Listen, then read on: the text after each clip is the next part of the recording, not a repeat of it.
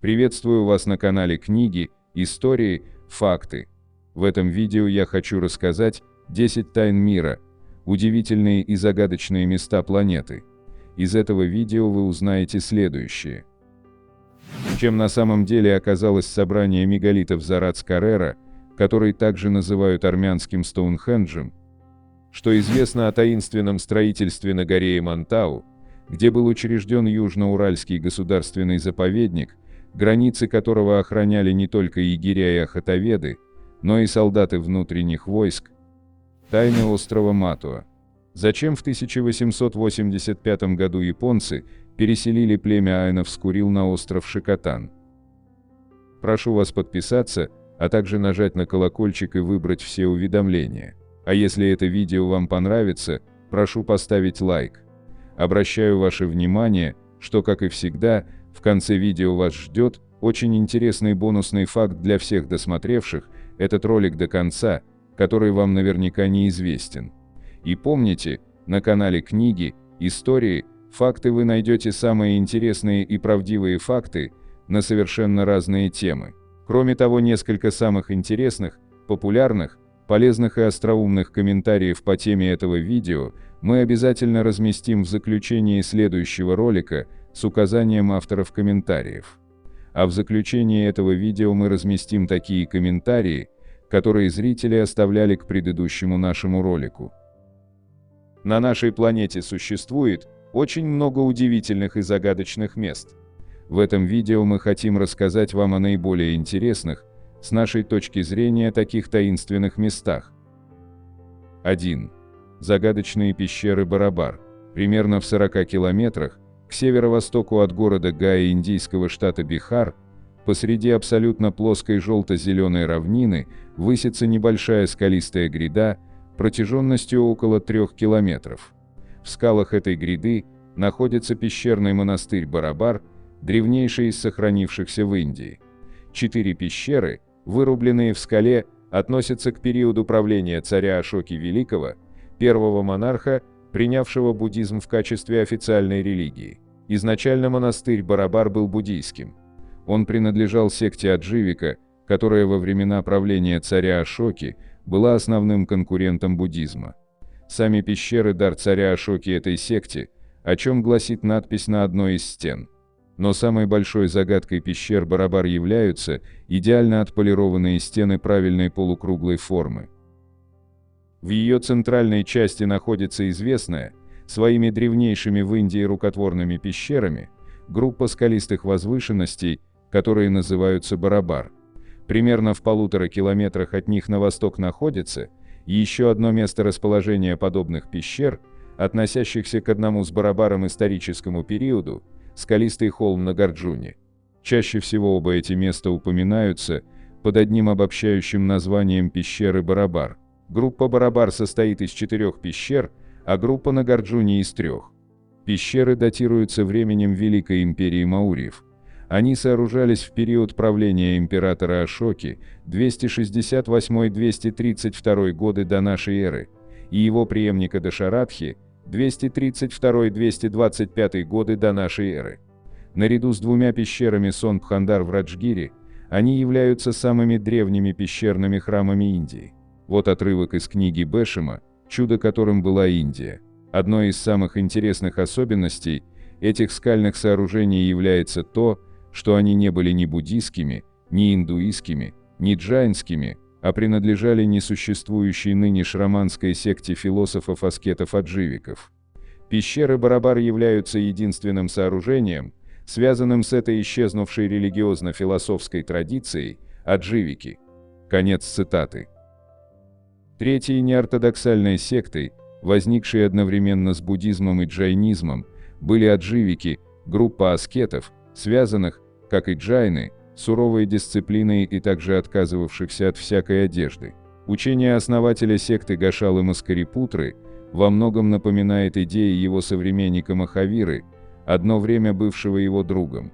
Как и Махавира, он основывался на учениях предшествовавших вероучителей и аскетических сект, дополняя и развивая их.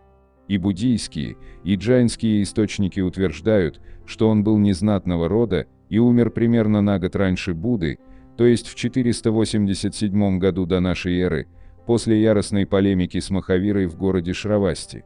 Его последователи, видимо, объединились с учениками других проповедников, таких как антиномист Пурана Кашьяпа и атомист Пакудха Катияна, образовав секту адживиков.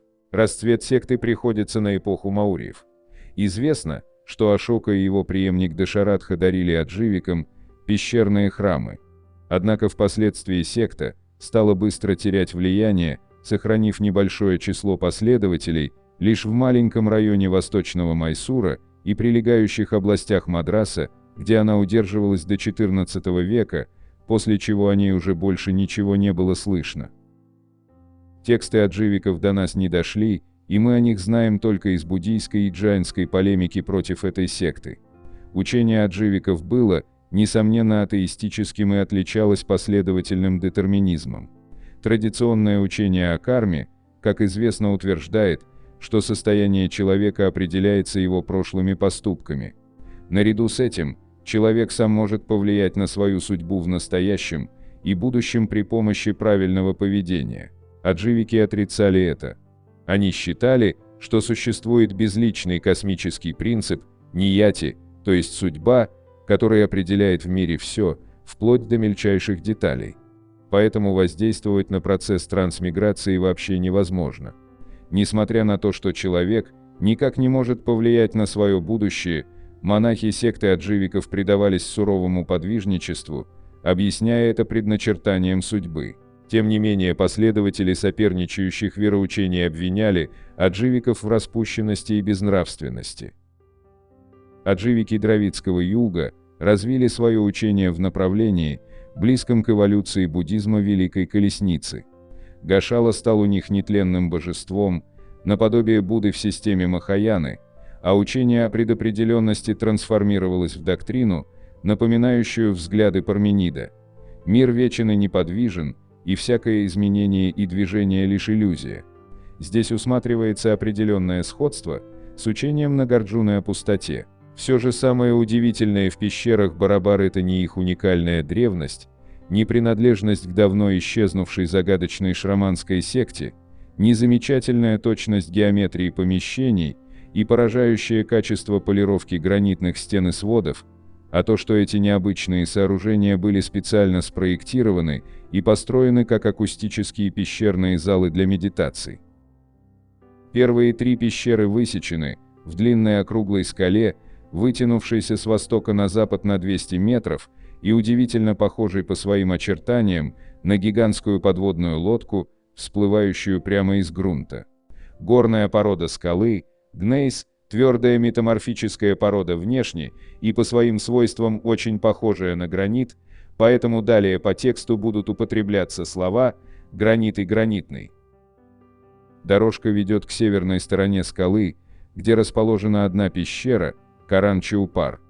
Пещера датируется 244 годом до нашей эры, так как на входном проеме есть надпись, что эта пещера сооружена 19 лет спустя после восхождения на престол императора Ашоки. У пещеры простой прямоугольный входной проем, который сразу же обращает на себя внимание абсолютной геометрией и идеальной обработкой. Пещера очень своеобразна, наверное, ничего подобного среди культовых сооружений в мире нет, внутри нет ни одного рисунка, барельефа, статуи и так далее. Вместо этого помещения с идеально выдержанными геометрическими размерами и дивной полировкой, напомню, что все это высечено в гранитном монолите в III веке до нашей эры, причем довольно внушительных размеров. Длина 10,4 метра, ширина 4,3 метра, высота около 3,3 метра, высота стены 1,42 метра, плюс свод 1,84 метра. Вот что пишут путешественники. Дальше было самое удивительное. Смотритель отошел к торцу пещеры и громко выкрикнул несколько слов, после чего пещера наполнилась каким-то хитросплетением звуков, причем многие из них были явно новые, не связанные с тем, что проговаривал смотритель. Еще слегка ошарашенные, мы сами начали экспериментировать со звуком, громко проговаривая фразы разными интонациями и интервалами, или хлопая в ладоши. Не успеваешь закончить фразу, как тут же тебя обволакивает переплетение множества звуков, некоторые похожи на приглушенный разговор, восклицания, шум улицы и прочее, другие вызывают какие-то знакомые, но трудно передаваемые ассоциации. Очень интересным и неожиданным оказалось возникновение каких-то не совсем понятных и даже странных ощущений. Стоишь в абсолютно темной пещере, еле видно углы и стены, а все это как будто осязаемо летает вокруг тебя. Прямо психоделика какая-то. Кстати, все пещеры действительно очень темные. Все освещение – это дневной свет через входной проем и свечка, которую зажигал смотритель в очередной пещере. Фотографии делались со вспышкой и затем прилично дорабатывались. Результатом наших упражнений стало то, что супруга до сих пор абсолютно уверена, внутри пещеры слышала повседневный шум деревни, которая находится внизу, голоса людей, мычание коров, смех детей и прочее, и что это проникло внутрь либо через входной проем, либо еще как-то. Все мои попытки разубедить ее с помощью физики и логики до сих пор так ни к чему не привели, любые аргументы бессильны, если человек это реально слышал. Когда в темной пещере с такой акустикой часами кружится, распадаясь на гармоники и сплетаясь снова в нечто иное, объемный звук, от повторяемого с определенной ритмикой и интонацией на разные голоса, слогом, то пробивает мороз по коже. Когда я размышлял над природой этого чуда, то сильно пожалел, что не сделал несколько замеров затухания по секундомеру часов и не попробовал повнимательнее прислушаться, на что распадаются простые звуки, гласное, хлопок и тому подобное. Могу только сказать, что полное затухание звука происходит приблизительно в течение 5-6 секунд. В том, что все пещеры Барабара и Нагарджуне создавались как специальные акустические залы, сомнений у меня нет. Видимо, древние строители хорошо знали, как, из чего и где построить помещение с такой удивительной реверберацией.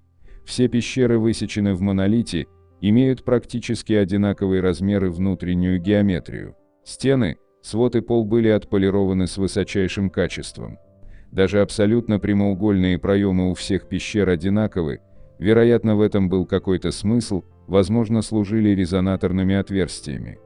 Также нет сомнений в том, что они предназначались только для медитации или каких-либо подобных ритуальных действий, а сами аскеты жили где-то рядом. Исходя из написанного современными учеными, можно понять, что о самих адживиках известно очень мало, а об их ритуальных практиках вообще ничего. Поэтому, наверное, мы никогда не узнаем, зачем шраманской секте аскетов-атеистов понадобилось создавать такие, так сказать, высокотехнологичные и безумно трудоемкие музыкальные шкатулки. Еще 2 пещеры находятся на противоположной, южной стороне скалы.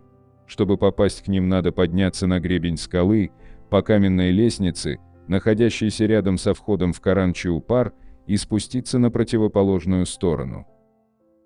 На южной стороне скалы, первая по ходу, западная пещера. Она расположена почти симметрично относительно продольной оси скалы, с Каранчиупар, и носит название Судама. Входом в Судаму является такой же простой и идеально прямоугольный проем, как и у Каранчиупар. Внутренняя планировка Судамы отличается от Каранчиупар. Пещера состоит из 2 помещений.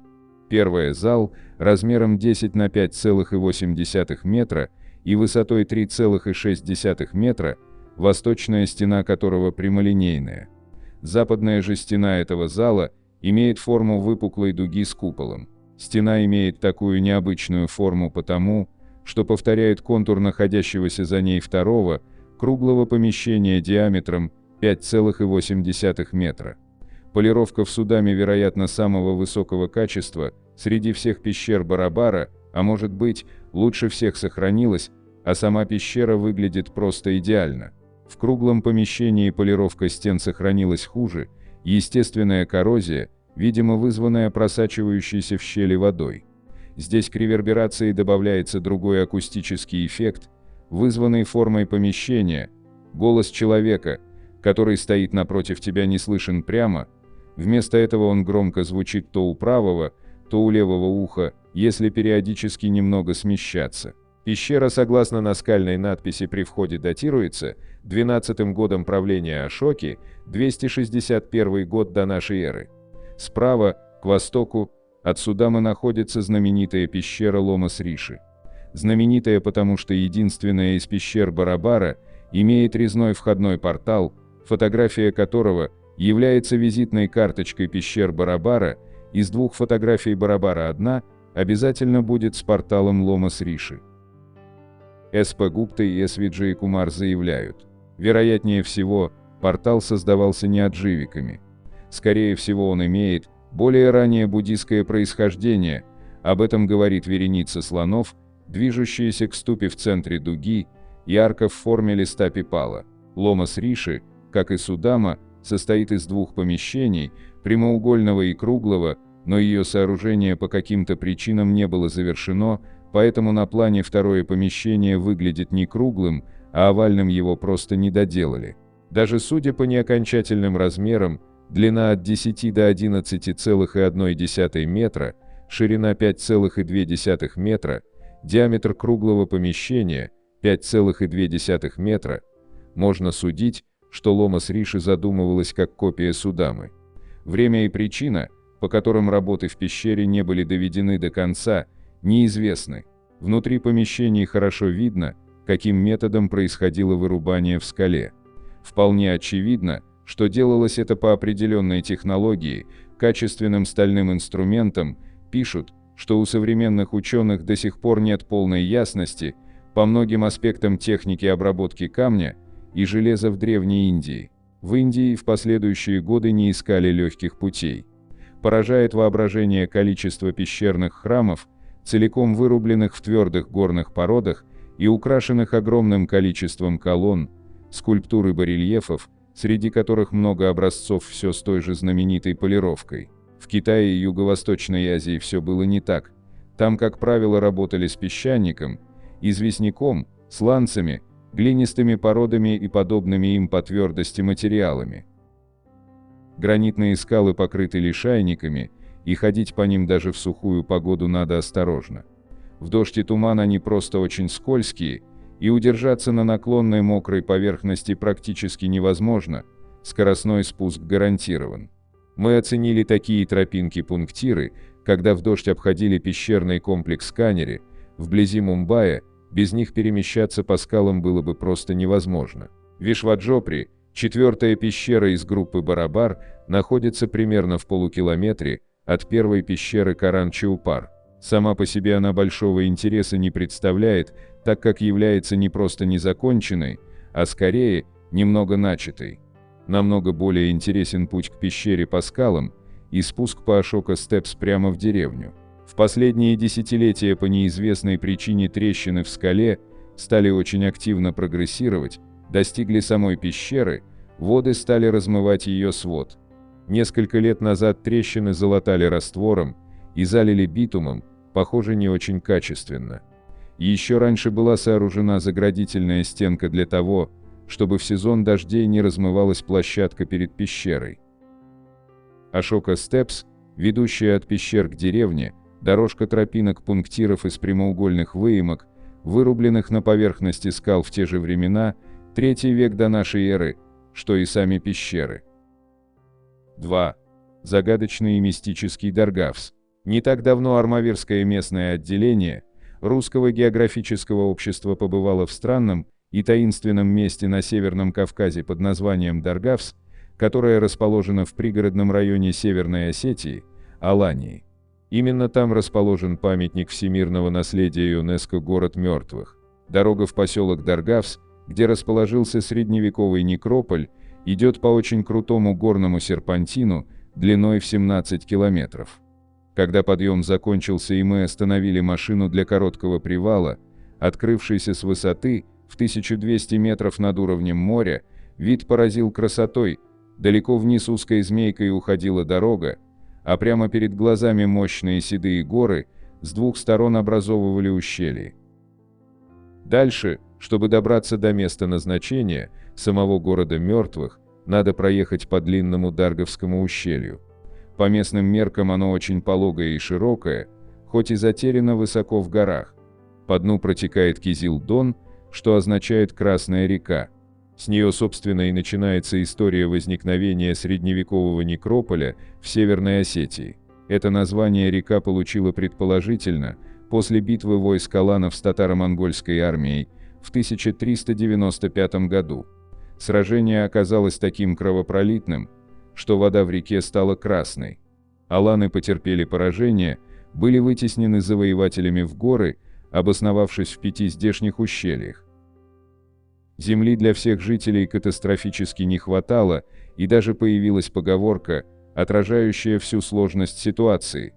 Клочок земли, где стоит большой бык, стоит столько же, сколько и этот бык. А ведь домашний скот в то время был, так сказать, главной валютой. Чтобы решить проблему захоронения умерших и не тратить на это плодородные земли, выбрали скалистый склон, непригодный для выпаса животных или пашни. Там и начали строить усыпальницы. Между прочим, к выбору места для возведения склепов аланы предки осетин подошли очень практично. Город мертвых расположен на сухой площадке, где не застаивается вода, а территория продувается со всех сторон, что в результате и обеспечило некрополю долгую жизнь, а спустя 700 лет он стал меккой для археологов, ученых и туристов. Все останки хорошо сохранились, позволив изучать историю древних народов.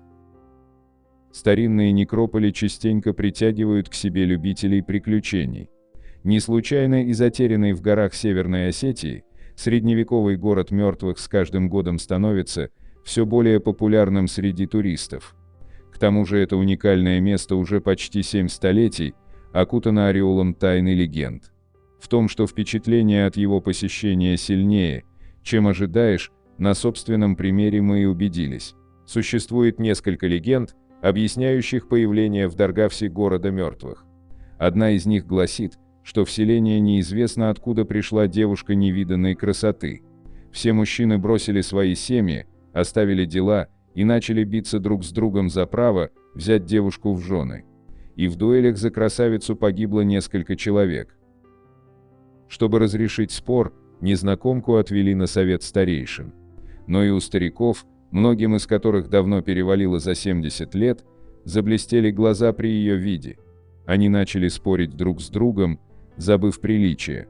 В конце концов женщины селения решили остановить этот хаос, они потребовали изгнать незнакомку, объявив ее ведьмой. Но мужчины не хотели отдавать красавицу кому-либо, и после долгих размышлений решили лишить девушку жизни, чтобы она была доступна только Богу. Однако после ее смерти на поселок обрушилась эпидемия чумы. Когда умерших начали закапывать в землю, она не принимала останки, а выбрасывала их на поверхность. Поэтому оставшиеся в живых начали строить склепы, где и хоронили усопших. Из-за специфических крыш, похожих на маленькие египетские пирамиды, город мертвых хорошо видно еще на подъезде. Но понять, что на самом деле представляет из себя памятник истории, можно, только походив по местным улочкам и извилистым переулкам. Сам некрополь состоит из 97 склепов, которые делятся на 3 вида: наземные с пирамидальной или двускатной крышей, полуподземные и полностью подземные. Большая часть склепов, которые видны на поверхности, особым архитектурным разнообразием не отличаются. Это каменные четырехугольники с многоступенчатыми крышами, одновременно напоминающими японские пагоды и египетские пирамиды. Кровля устроена таким образом не случайно. Во время дождей вода сбегает по ней своеобразными каскадами, что позволяет усыпальнице быть полностью сухой в любую погоду. В каждом строении города мертвых есть небольшое квадратное отверстие-проход. Раньше оно запиралось специальной деревянной ставней на замок. Но этих запоров уже давно нет. Сами отверстия такие маленькие, что современный взрослый человек туда не пролезет. Но через проход хорошо видно все, что находится внутри склепа. Каждая из усыпальниц состоит из нескольких ярусов и вмещает в себя до сотни захороненных останков. Таким образом, в некрополе покоится около 10 тысяч человек. Причем многие гробы выдолблены по фигуре и сделаны в форме лодки, хотя поблизости нет моря. Это связано с поверьем, будто после смерти умерший должен переплыть реку забвения, чтобы попасть в царство усопших. Трудно передать все те эмоции, которые охватывают, когда ходишь по узким переулкам города мертвых и в крохотные, так сказать, окна склепов видишь черепа, кости и мумии тех, кто был похоронен здесь 600-700 лет назад, как раз в период Золотой Орды и позже. Это были реальные люди со своей жизнью, желаниями и стремлениями, своими характерами. До сих пор по одежде и некоторым сохранившимся предметам быта можно определить, кем были те, кто нашел здесь свое последнее пристанище. Среди них молодые женщины и старики в преклонном возрасте, мужчины в расцвете сил и даже дети, трагически погибшие раньше времени.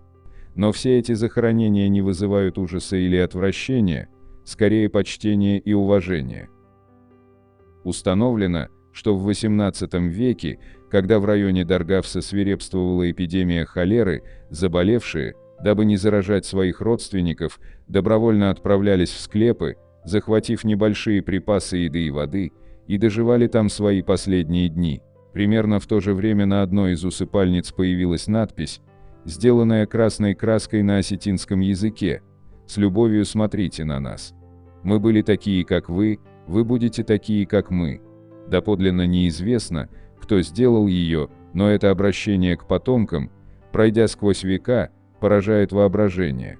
Сейчас надпись почти не читается, рабочие, проводившие реставрационные работы в 1990-е годы XX века, приняли ее за каракули вандалов и закрасили и звездкой.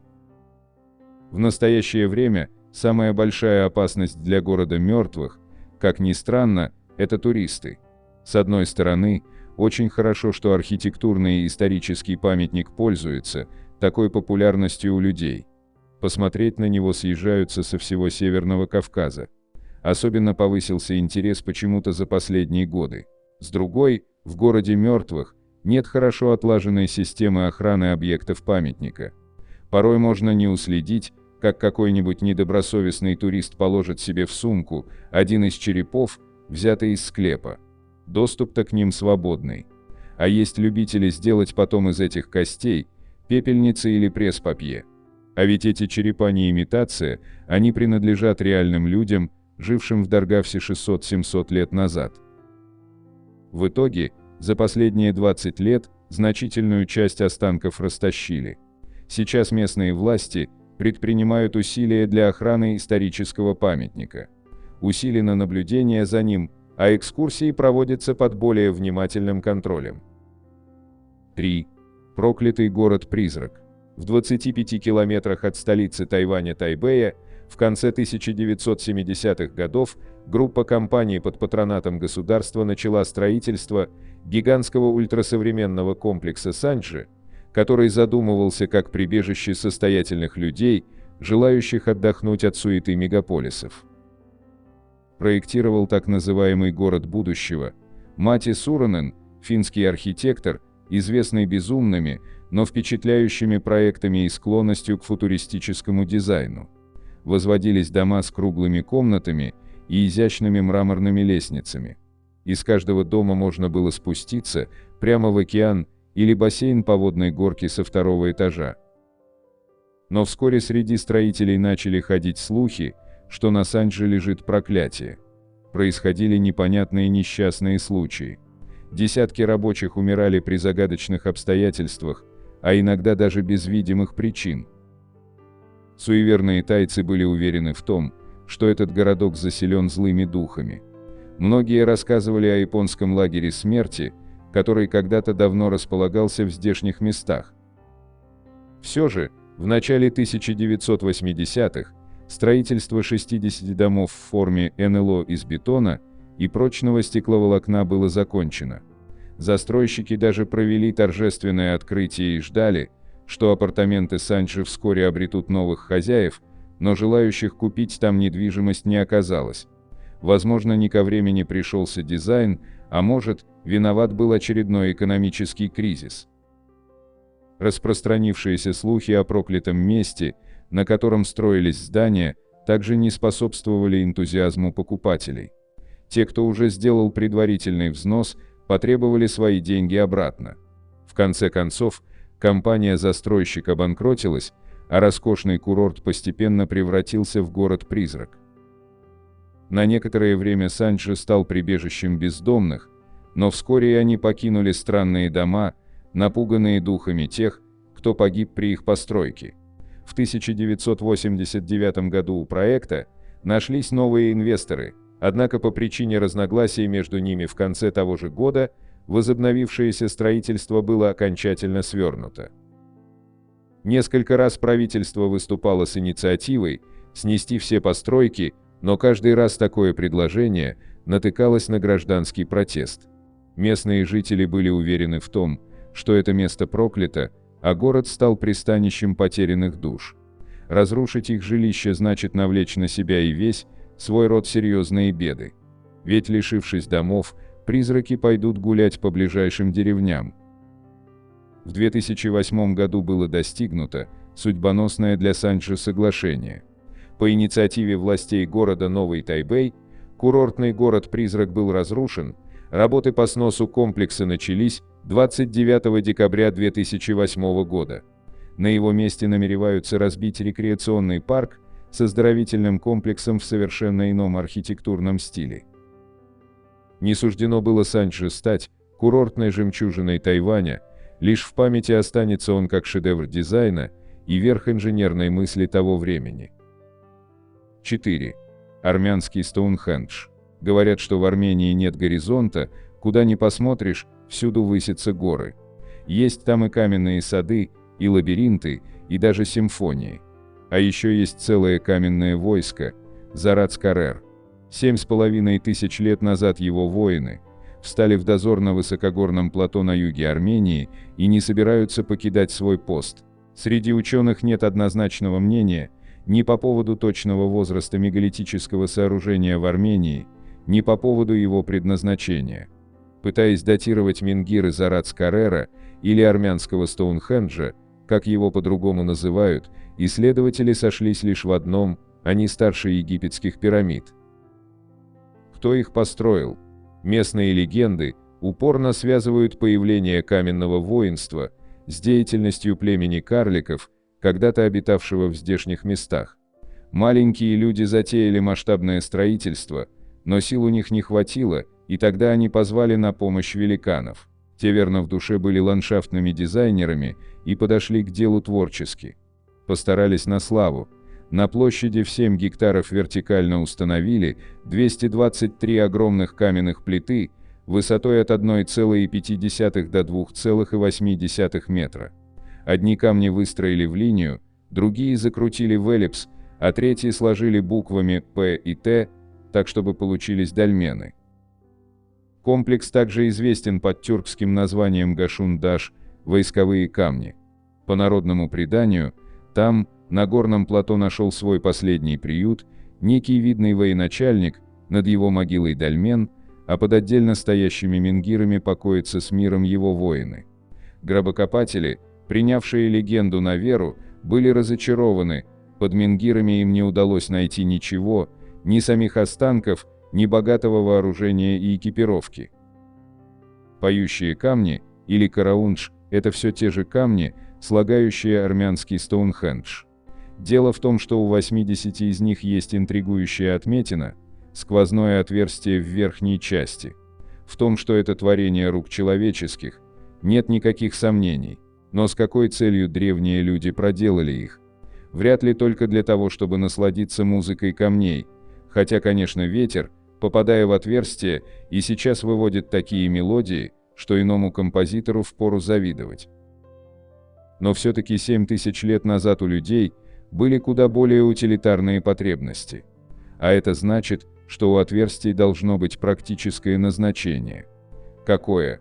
Версий множество, от вызывающе прозаических до фантастических. Чему верить, выбирайте сами.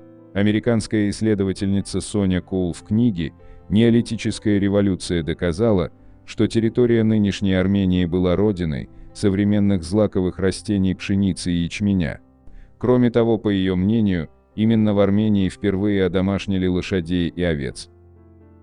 Эти лесные для страны камней открытия низвели караундж до загона для скота. Оказывается, все эти ломаные линии круги и эллипсы всего лишь опоры для забора. Между ними через отверстия натягивали веревки, на которых развешивали шкуры, выполнявшие функцию заграждения. Невероятный масштаб деятельности древних скотоводов изумляет настолько, что заставляет сомневаться в правдоподобности этой версии. По другой версии, Караунш – это древнее святилище и одновременно некрополь, поэтому у отверстий в камнях двойное назначение. Во-первых, благодаря отверстиям менгиры обретали голоса, а жрецы могли услышать волю богов, ведь считалось, что именно они говорят устами поющих камней. Во-вторых, через эти отверстия души умерших людей отправлялись в иной мир и возвращались обратно. Разумеется, не все и не всегда, а лишь тогда, когда их потомкам требовалась помощь. Прийти в Караунш, чтобы спросить совета, и сейчас распространенная практика. Ветер дует, камень поет, а имеющий уши слышит. Существует и версия, согласно которой собрание мегалитов Зарац-Каррера – это не что иное, как древняя обсерватория, и отверстия в камнях древние люди проделали для того, чтобы наблюдать за звездами. Первым это понял радиофизик и радиоастроном Парис Геруни. В 1994-1997 годах он организовал 4 научных экспедиции для обследования Караунжа. К тому времени об этих камнях почти забыли, и они в безвестности зарастали лишайником. Академик Геруни заново подарил их людям. Разумеется, когда он только обнародовал свое мнение, его подняли на смех. Но Парис Геруни был настойчив и последователен. Многочисленные наблюдения и съемки в дни равноденствия и солнцестояний, а также в часы восхода или захода Солнца и Луны, позволили утверждать, по меньшей мере, 17 менгиров с отверстиями были установлены для того, чтобы следить за фазами двух светил, дневного и ночного. Выводы Геруни были подтверждены в 2010 году, когда армянский Стоунхендж обследовала экспедиция Оксфордского университета совместно с Королевским географическим обществом Великобритании. Более того, руководитель экспедиции даже высказал предположение, что Караунш может являться одной из старейших обсерваторий в мире. 5. Тайна Киласурской стены. На протяжении тысячелетий в разных уголках мира было построено огромное количество стен. Одни известны больше, другие меньше. Самая знаменитая стена, конечно, Великая Китайская, на втором месте Великая Горганская. Ученые давно выяснили, кто и когда построил эти грандиозные сооружения в Поднебесной и на Ближнем Востоке. А вот кто и когда возвел Третью Великую Стену, Абхазскую, до сих пор науке неизвестно. И окутана эта, так сказать, малышка, длиной 160 километров, тайнами и легендами. Властитель Абхазии, имени которого теперь уже никто не помнит, устал от бесконечных войн, не дававших покоя его стране. Велел он собрать лучших зодчих Апсны, древнее название Абхазии, во дворце, и когда они пришли, произнес такие слова: «Будет век благодарен наш народ тому из вас, кто построит стену, которую солнце обходило бы ровно по кругу от Ингура до Киласура. И чтоб всадник объезжал эту стену за 5 дней, но человеческое слово облетало бы ее со скоростью стрелы. Кто возьмет на себя такой труд, ответе». Размышляли строители над словами государя целую неделю, но так ничего и не придумали. Тогда пришел к нему молодой пастух, поклонился низко и сказал: «Стройте стену так, чтобы горы были у вас за спиной, полукругом от Ингура до Киласура. Всадник объедет эту землю за 5 дней. А чтоб человеческое слово облетело ее со скоростью стрелы, возведите 2000 башен. А когда возведете башни, поставьте на каждую из них по воину. От башни к башне, от начала стены нашей, и до конца полетит весть добрая или злая со скоростью стрелы». От этой идеи государь пришел в восторг и приказал наградить толкового пастуха всем, чего тот пожелает. Но отказался юноша от подношений, он был настоящим патриотом, благополучие и свобода родного края были для него самым дорогим подарком. Такую историю можно услышать от местных гидов, с удовольствием показывающих туристам Великую Абхазскую стену. Башни и соединяющие их стены тянутся своеобразной петлей по горам Абхазии, концы петли замыкаются на устьях рек Ингур и Киласур. Отсюда второе название крепости – Киласурская стена. Эта грандиозная фортификация считается одним из самых загадочных сооружений Кавказа. Ее главная тайна заключается в том, что неизвестно кто, когда и зачем воплотил столь масштабный замысел в жизнь. Ученые исследуют стену более века, однако до сих пор не смогли ответить на эти вопросы. Киласурская стена числится в предварительных списках особо ценных объектов историко-культурного наследия. Время от времени ученые занимаются изучением стены, но всякий раз сетуют на то, что по сей день ни разу не велось по-настоящему серьезных археологических раскопок достаточного объема. По пальцам можно пересчитать, кто и когда пытался разгадать тайну древнего сооружения. Так, в 1907 году под руководством российского археолога и этнолога Александра Александровича Миллера была обследована приморская часть стены и проведены раскопки в одной из башен. Были обнаружены керамика XI века, цветное и прозрачное стекло, но выяснить, откуда взялась там посуда, не удалось. Возможно, ее принесли туда позже. В 70-х годах прошлого века за дело взялись советские археологи. Они предположили, что стена была построена во времена позднего Средневековья. Эта версия в течение длительного времени являлась приоритетной.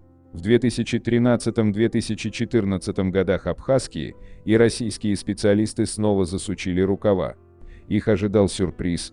Гипотеза о постройке объекта высшей военной инженерной мысли в период позднего Средневековья потерпела фиаско. Стена оказалась намного старше. Рассматривается возможность возведения этого фортификационного сооружения древними греками во времена античности.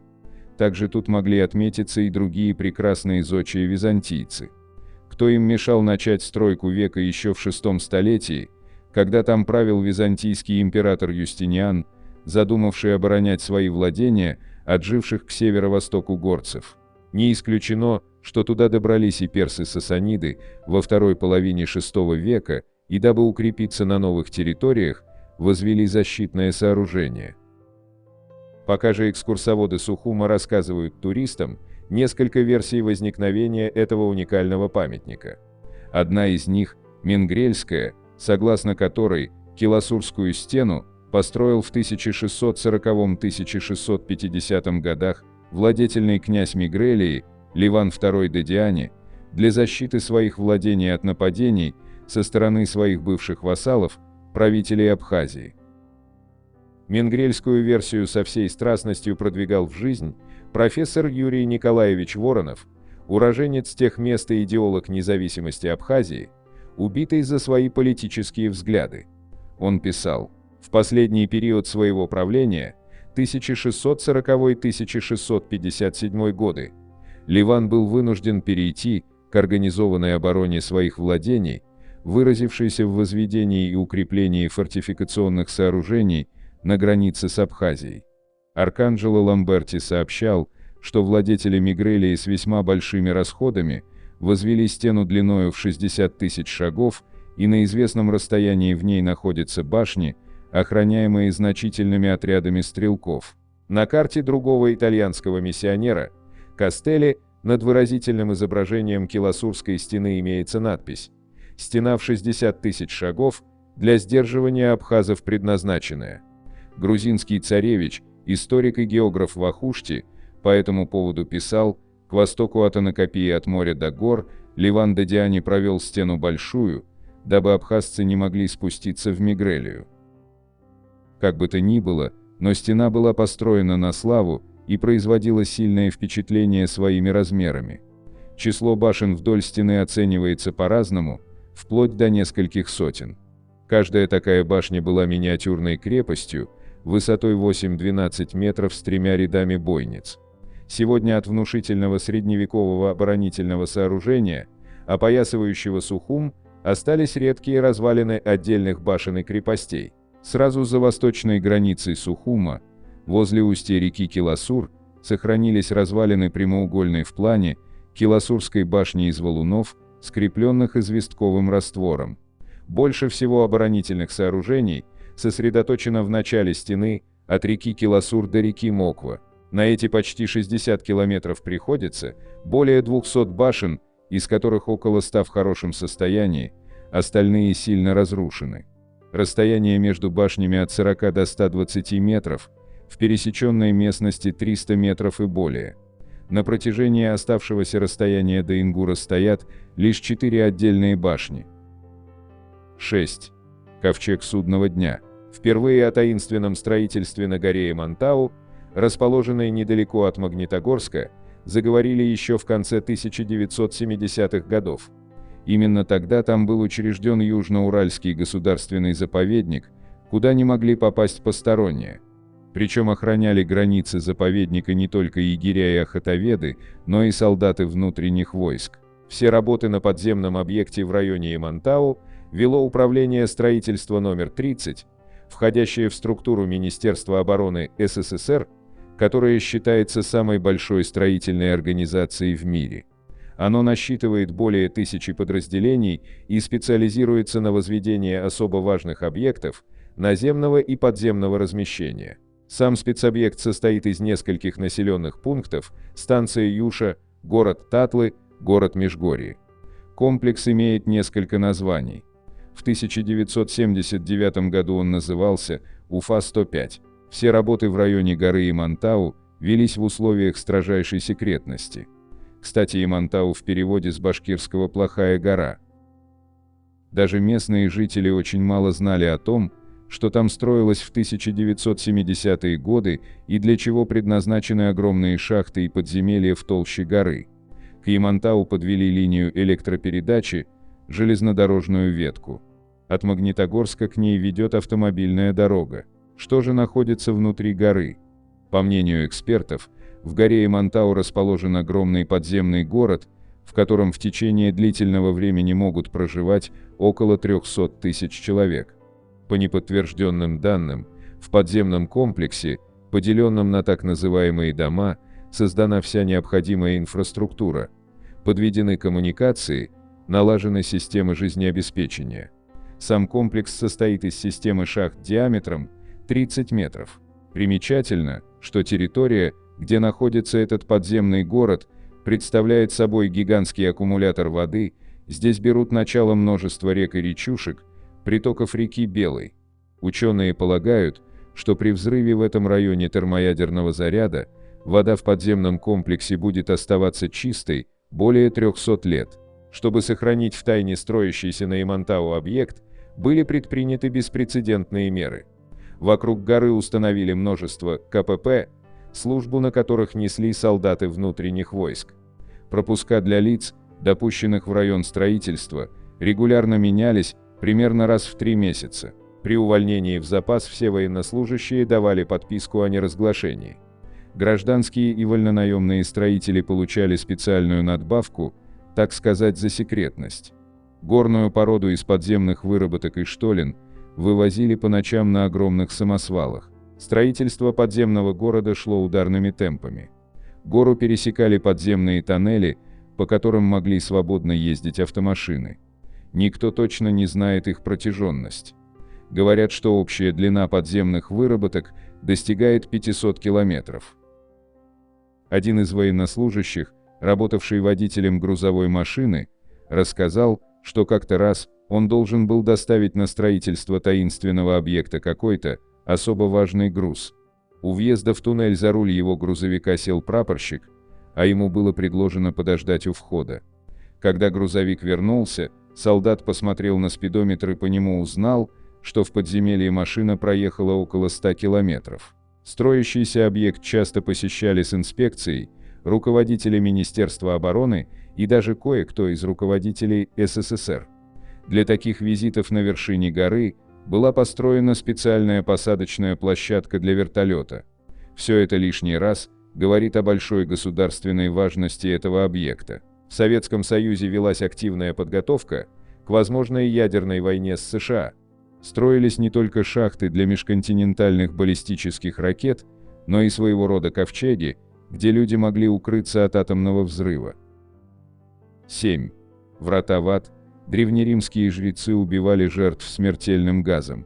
В древнем городе Иераполисе находится плутониум, врата в подземный грот, из которого сочатся ядовитые испарения. Ученые выяснили, как языческие жрецы Древнего Рима использовали это жуткое место в ритуальных целях и загадочным образом оставались невредимыми. Можно ли пройти через адские врата и выжить? Звучит парадоксально, но древние римляне верили в это и устраивали сложные жертвенные ритуалы там, где по их поверьям находились врата в потусторонний мир. Эти порталы были разбросаны по территории всего Средиземноморья, а жертвами выступали взрослые быки, которых кастраты-жрецы использовали в качестве своего рода проводников по миру теней. Новое исследование одного из таких жертвенников предполагает, что на самом деле чудеса языческих обрядов могли иметь геологическое объяснение. Врата в древнем городе Иераполис, Хиераполис и Иераполь, располагающиеся на территории современной Турции, были открыты всего 7 лет назад. Они представляют собой каменный дверной проем, ведущий в небольшой пещерный грот. Ворота вырезаны в одной из стен прямоугольной открытой арены, на вершине которой находился храм, и специальные каменные площадки для его посетителей. Сам город находился в одном из наиболее геологически активных районов региона. 2200 лет назад в нем били термальные источники, которые, как считалось, обладали целебными свойствами. Однако глубокая трещина, пролегающая под Иераполисом, постоянно испускала вулканический газ, преимущественно углекислый, принимающий форму туманной дымки. Врата были посвящены Плутону, римскому богу смерти и владыке подземного мира. В 2011 году археологи, которые проводили раскопки, доказали, что это место и по сей день является чрезвычайно опасным. Птицы, подлетевшие слишком близко к испарениям, падают замертво.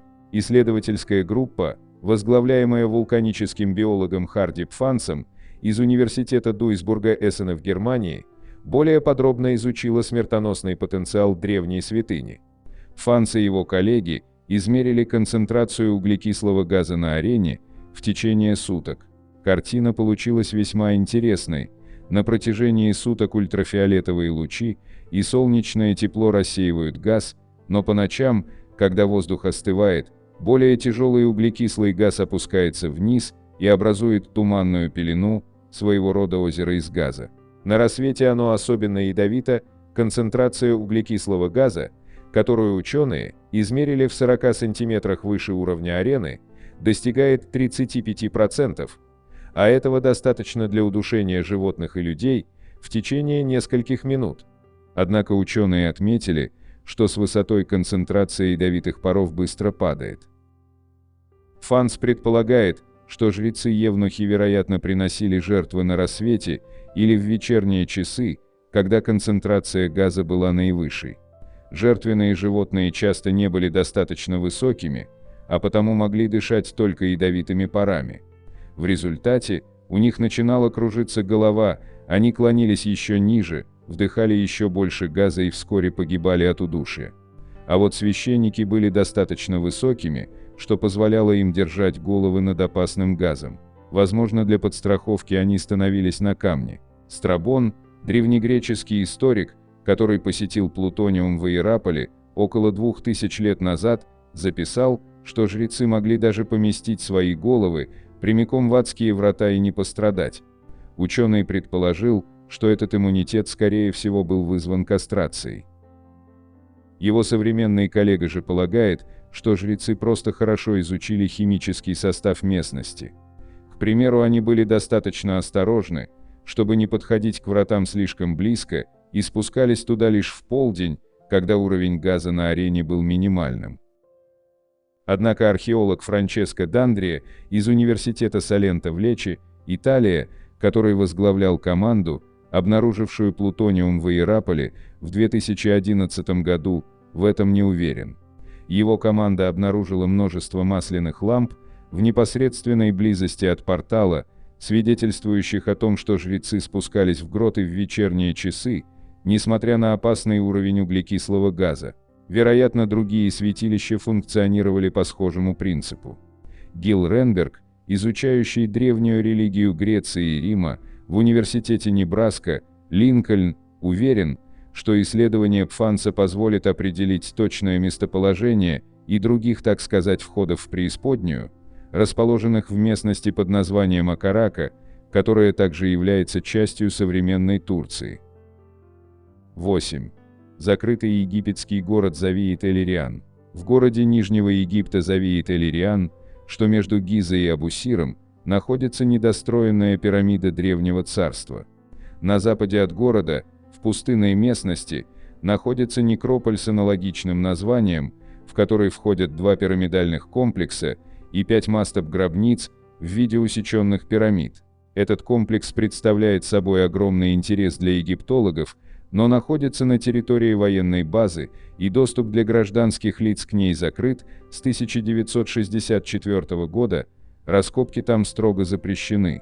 На фотографиях, сделанных до ввода запрета на исследование, можно видеть совершенно потрясающие сооружения и следы грандиозной цивилизации. Ученые и исследователи не могут побывать в этих местах. На территории некрополя размещены военные постройки, а на месте незаконченной пирамиды организована свалка. В каком состоянии находятся погребальные комплексы на данный момент неизвестно. Авторство пирамиды приписывают фараону 4-й династии Бака. По хронологии его имя стоит между Хафра, после Харджедефа и Менкаура. Бехерис – эллинизированная форма имени этого фараона, и оно встречается у Юлия Африкана, который приводит фрагмент из Египтики Манифона. Согласно ему, Бехерис был сыном фараона Суфиса II, Хафра, который правил 22 года. Однако каких-то достоверных археологических свидетельств существования такого фараона не существует, поэтому есть версия, что такого фараона не существовало, а имя Бехерис, Бака, появилось в результате недопонимания надписей. В Туринском царском списке между именами фараонов Хафра и Менкаура присутствует имя еще одного фараона, однако оно сильно повреждено, причем стерлась также и продолжительность правления. Также между именами Хафра и Менкаура присутствует одно имя в Саккарском царском списке, однако и оно совершенно нечитаемое. У египтологов много гипотез насчет этого фараона, но на данный момент незавершенная пирамида в Завиит-эль-Ириане считается пирамидой фараона по имени Бака, есть разные вариации его имени Непка, Бикка, Неферка. Есть еще гипотеза, что пирамиду мог начать строить Джедефра, ведь его имя тоже найдено в окрестностях сооружения. Мало того, строение в Завиит-эль-Ириане очень похоже на пирамиду Джедефра в Абу-Рааше. Обе высечены в скале, имеют Т-образную сердцевину и недостроены. Пирамида в Абу-Рааше севернее Гизы на несколько километров, а пирамида Бака южнее. Схема построения основания пирамиды в Завиит-эль-Ириане от Франко Мони, подготовленная при поддержке проекта Isida Project. Вот так выглядит реконструкция процесса постройки пирамиды от Франко Мони в анимации.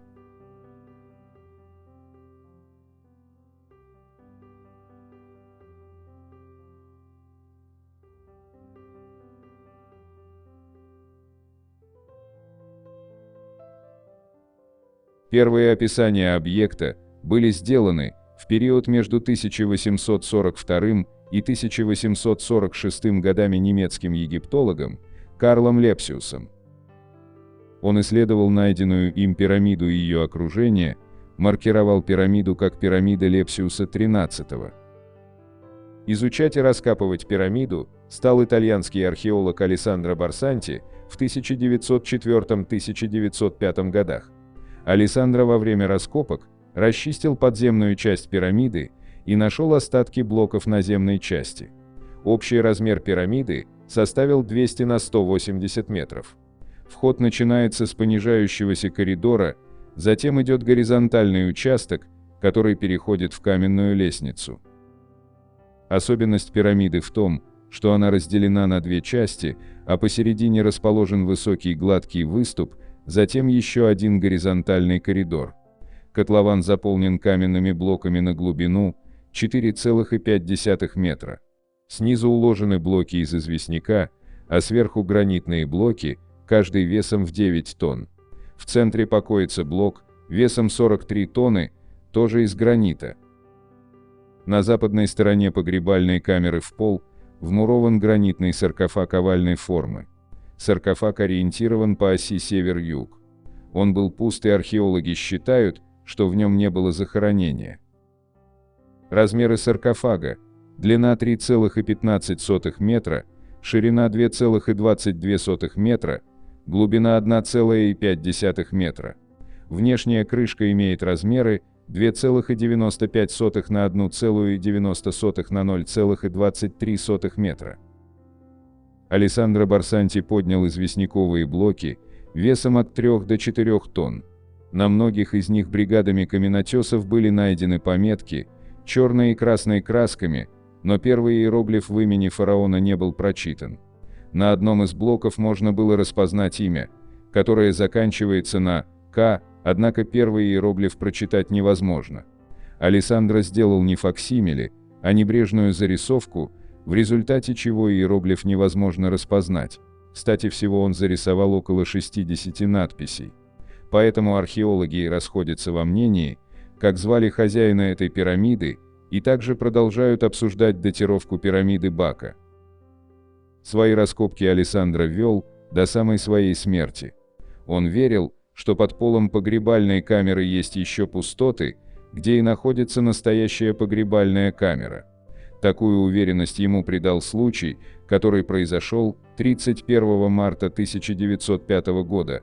Был дождь, и котлован заполнился водой на 3 метра, а около полуночи уровень воды внезапно понизился на 2 метра и остановился. Оставшийся метр воды уже вычерпывали вручную. Археолог верил, что 380 кубических метров воды просочились вниз в другие помещения, где могла находиться и мумия фараона. Большинство же специалистов думают, что вода ушла в один из естественных разломов в плато. Из-за Первой мировой войны раскопки были приостановлены, а Алессандро Барсанти умер в 1917 году. До 1954 года пирамида и это место были заброшены. Информация по результатам его работ приводится в книге 1906 года выпуска. В 1954 году снимался эпический фильм «Земля фараонов». Для того, чтобы снять несколько сцен, пирамиду вновь раскопали и очистили от песка. После съемки фильма пирамида вновь оказалась заброшена, а в 1964 году вокруг этой территории расположилась военная база, которая находится там и по сей день. Вот что писал в своей книге «Потерянная пирамида» Мухаммед Закария Ганейм. Незавершенная пирамида, находящаяся севернее, в 1954 году одна американская кинокомпания очистила колодец от 1000 тонн заполнявшего его песка, чтобы крутить здесь сцены постройки пирамиды. Таким образом, впервые за много лет можно видеть и гранитные блоки, и саркофаг. Состоит по существу из уходящего вглубь прохода, длиной около 90 метров с двойной лестницей, высеченной в скале. Проход начинается небольшим уклоном, затем идет горизонтально и, наконец, под крутым углом спускается вниз, упираясь в огромный квадратный колодец, напоминающий шахту под пирамидой Джосера. Несомненно, на дне этого колодца должна была быть гранитная усыпальница. До сих пор там лежат гранитные блоки, на некоторых из них грубо начертано имя Нипкара или Наферка.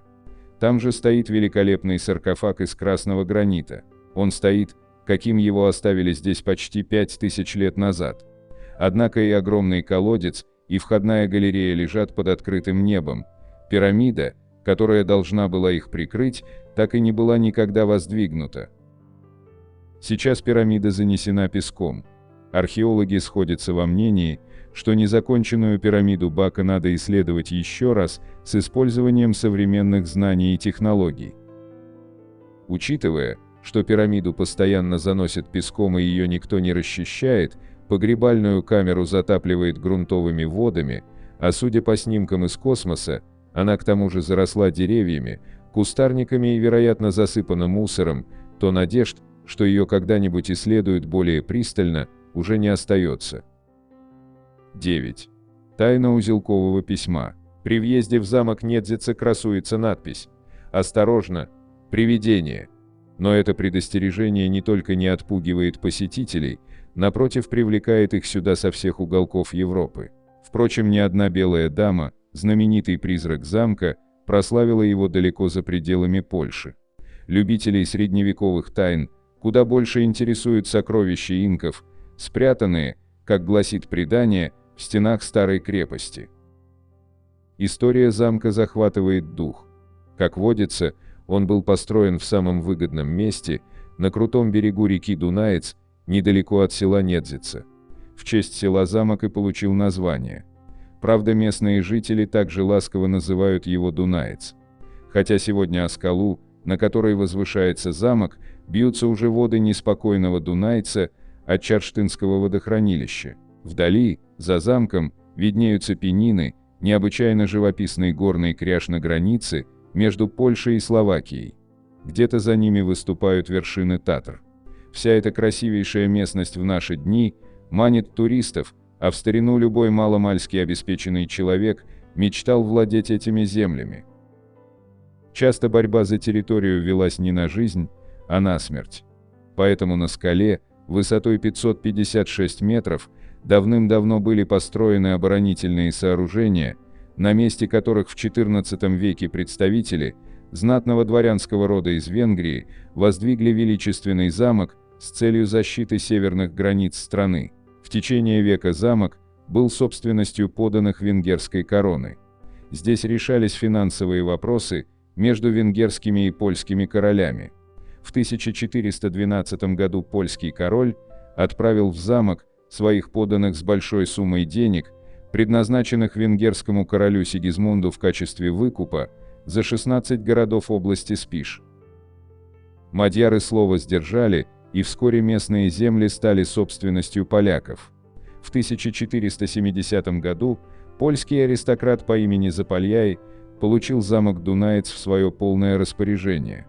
Затем крепость постоянно меняла хозяев, ею владели и венгры, и поляки, и словаки, и даже хорваты. В итоге, за века местное население стало представлять собой такую разношерстную массу, что так называемая конференция послов, призванная в 1920 году установить этническую принадлежность местного населения и решить территориальный спор, окончательно запуталась и не смогла прийти к единому мнению. Жители отказывались идентифицировать себя, в большинстве своем утверждая, что они, так сказать, местные, а спишский говор, на котором они изъяснялись, представлял собой такую причудливую смесь венгерских, польских, словацких и даже немецких диалектов, что дело зашло в тупик. Одна местная бабушка демонстрировала послам 8 паспортов. И это при том, что старушка никогда не покидала родную деревню Недзица. Сбитые с толку послы все-таки решили отталкиваться от того, что здесь более-менее компактно проживают поляки, поэтому границу немного сдвинули на юг, и замок оказался на территории Польши. Самую яркую страницу в историю замка вписал некто Себастьян Берзевица, представитель старинного дворянского рода и легендарная личность. Если верить преданиям, Берзевица обладал страстным и беспокойным нравом. Перспектива провести всю жизнь в 4 стенах, пусть даже и прекрасного замка, его мало прельщала, поэтому он отправился по белому свету в поисках приключений. Одно время он воевал в войске Запорожском, потом будто бы отправился в Индию, где воевал на стороне колонистов, а затем нелегкая занесла его на другую сторону света, в Южную Америку. Там европейский аристократ по уши влюбился в дочь вождя из племени инков. Девушка ответила ему взаимностью, поэтому ее отец благословил их союз. В браке у Читы родилась девочка, которую нарекли индейским именем Умина. В эпосе индейцев можно и сегодня найти рассказы о красоте Умины, дочери белого европейского богача и местной индейской девушки. В конце XVIII века в Перу индейцы подняли восстание против испанских колонизаторов, предводитель которого Тупак Амару добивался независимости родной земли от испанской короны. Его сын Андрес женился на Умине, и когда иноземцы с невероятной жестокостью подавили восстание, Себастьян Берзевица предложил дочери, зятю и внуку бежать на родину. По пути домой они на некоторое время застряли в Италии, где Андреса настигли испанцы и убили. Внук Берзевица остался единственным наследником не только замка Дунаец, но и сокровищ инков, которые его взрослые родственники захватили с собой во время разгрома мятежа. Умина вместе с сыном бежала в отцовскую резиденцию, а Себастьян Берзевица прибыл в замок позже вместе с драгоценностями. В 1797 году Умину нашли мертвой. Ее заколол какой-то незнакомец, пробравшийся в стены замка. Опасаясь преследования, Себастьян Берзевица передал внука родственникам из моравского рода Бенешей. Мальчика в целях конспирации переименовали в Антония Бенеша, и он спокойно дожил в Австро-Венгрии до 1877 года и там же умер. Перед смертью Антоний Бенеш успел передать сыну семейный архив. Эрнст Бенеш копаться в архиве не стал, а вот внук Антония, Анджей, оказался куда более любопытным. В 1946 году покой замка в Недзице был потревожен.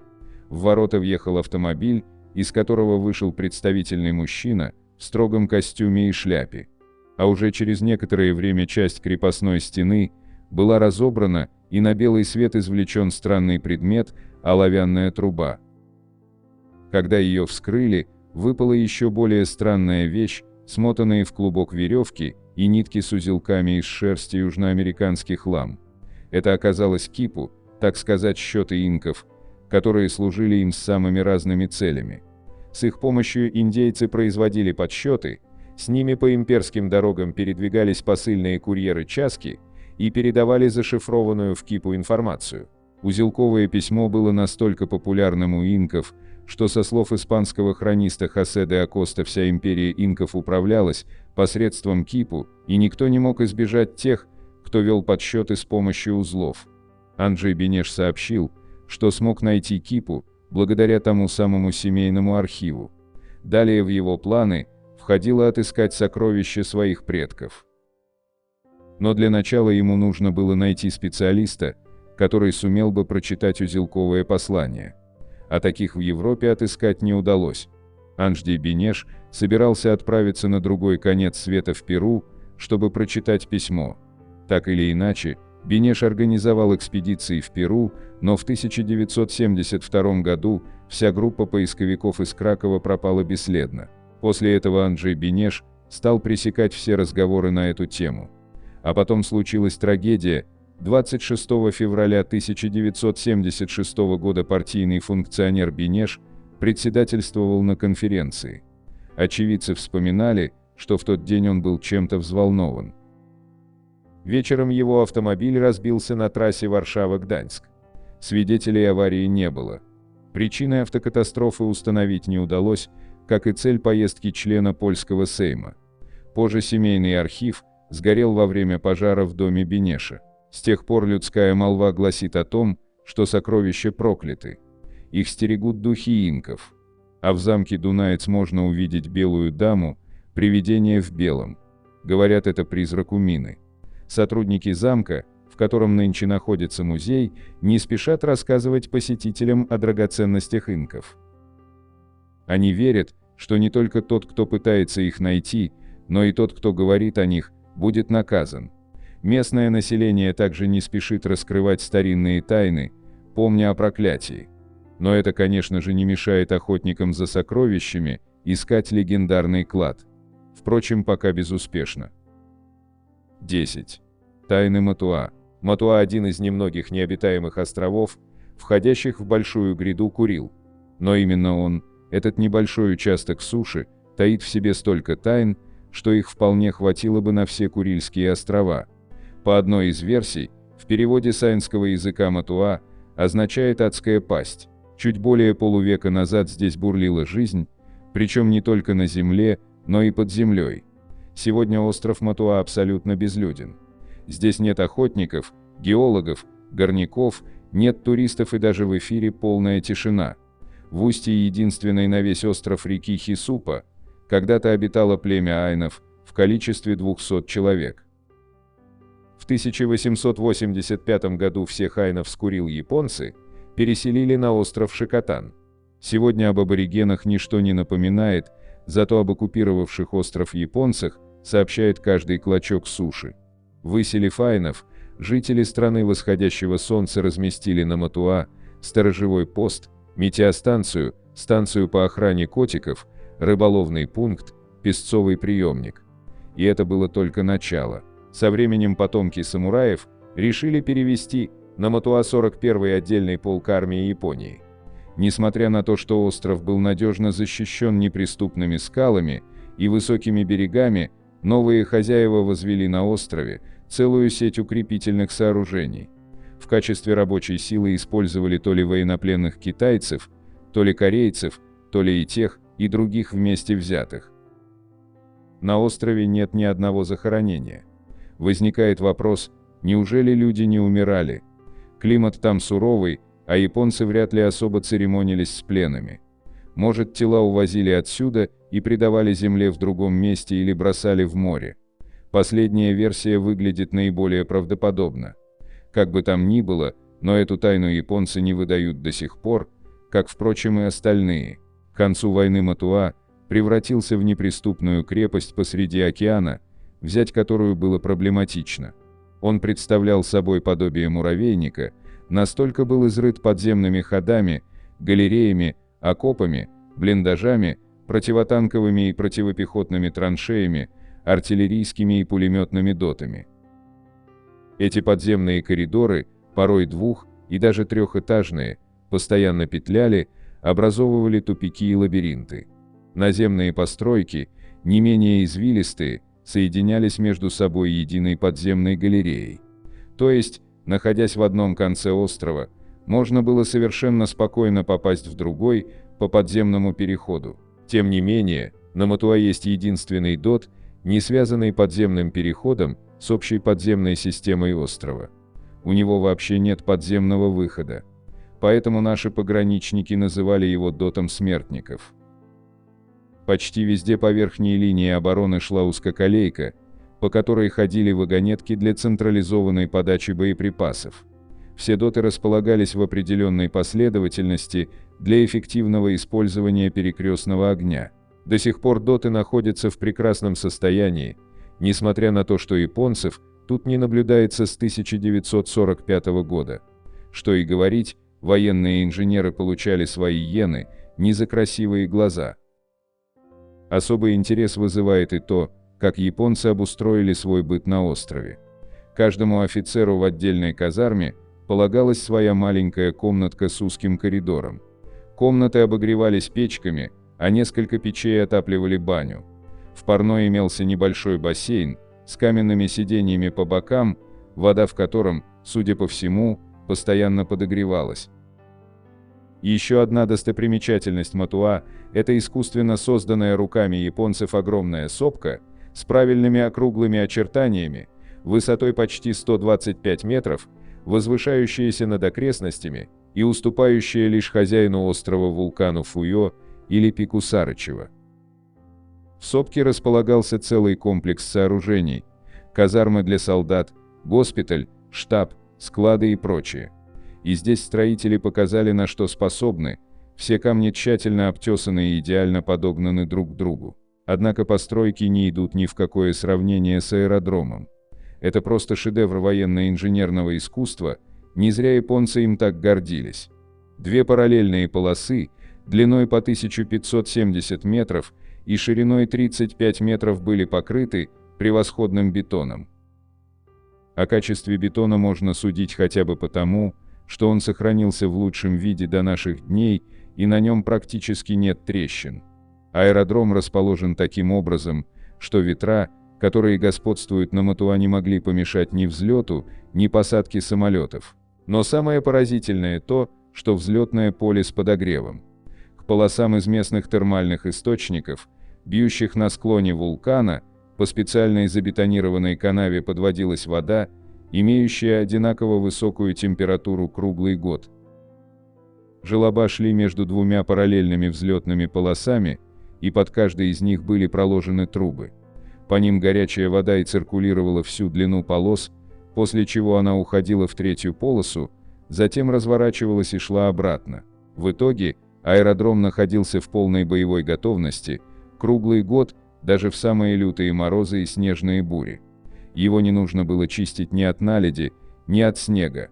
Американцы неоднократно пытались уничтожить аэродром и островные объекты, потеряв в боях с десяток самолетов и как минимум 2 подводные лодки. Есть достаточно оснований полагать, что на Матуа находились какие-то секретные японские объекты. Вполне вероятно, что это были лаборатории по разработке химического или бактериологического оружия. Сюда приходили, совершив почти кругосветный поход, подводные лодки Третьего Рейха, что косвенно подтверждают пустые немецкие бочки тех лет с маркировкой Крафтстофф Вермахт 200 ЛТР, горючее вермахта 200 литров. В августе 1945 года, после капитуляции Японии, власть на Матуа в очередной раз поменялась.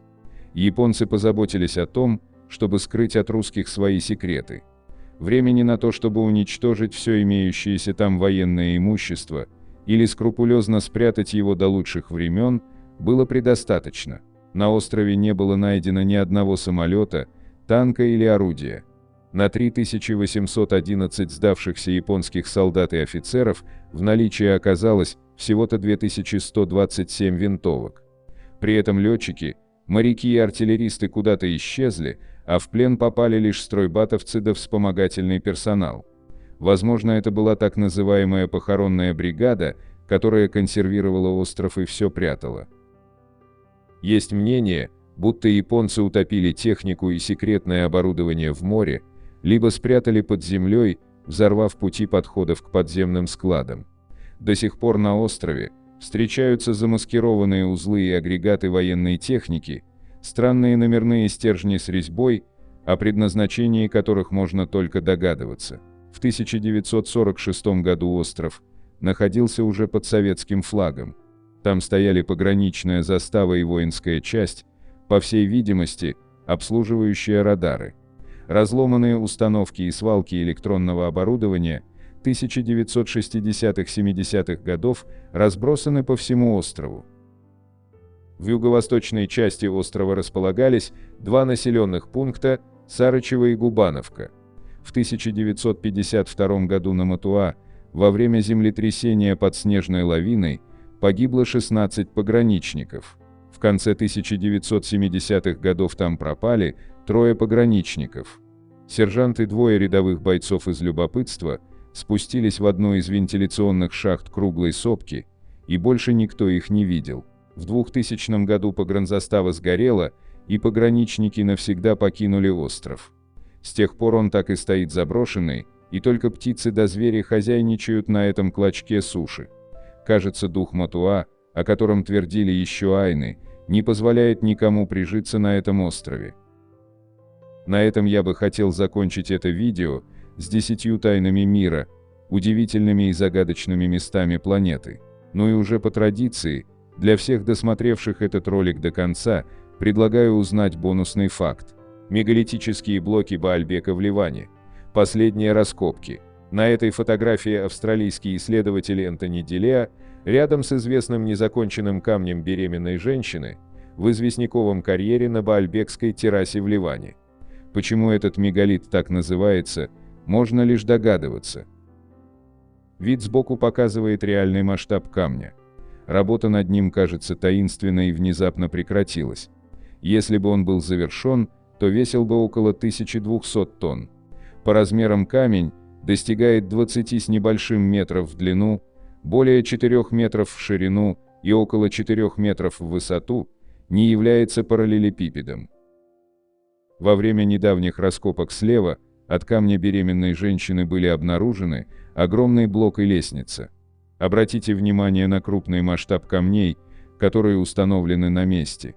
Большинство ученых утверждают, что ответственными за эти титанические работы были римляне, хотя доказательств этому никаких нет. Внутри комплекса Баальбек находится несколько 700-тонных блоков, плотно примыкающих друг к другу. Вот такими у нас получились 10 тайн мира, удивительные и загадочные места планеты. На экране вы можете увидеть несколько комментариев из предыдущего ролика. Надеемся, вам понравился материал, который мы собрали для вас.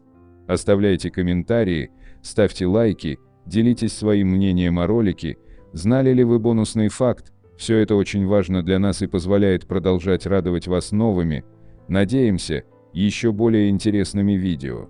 Отдельно хочу поблагодарить всех поддержавших наш канал материально зрителях в это непростое время, их имена вы можете увидеть в описании ролика. Благодарю за просмотр этого видео и прошу подписаться на канал Книги, Истории, Факты, нажать на колокольчик и выбрать все уведомления. Вам наверняка понравится. Я расскажу еще много интересного и познавательного. Прошу при возможности помочь каналу, заглянув в описание этого видео, и поддержать любым удобным способом. Ваши комментарии и то, что вы делитесь нашими видео в самых разных социальных сетях и мессенджерах, помогают развитию нашего канала и позволяют понять, что прилагаемые нами усилия не напрасны.